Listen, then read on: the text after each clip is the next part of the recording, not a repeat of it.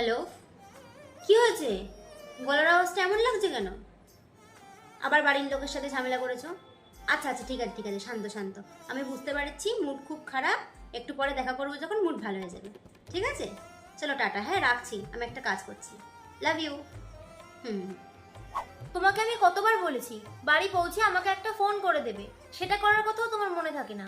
আমার কি টেনশন হয় না নাকি? ঠিক আছে, আস্তে বসো, আগে বসো। এত কেরিয়ার নিয়ে চাপ নেওয়ার কোনো দরকার নেই।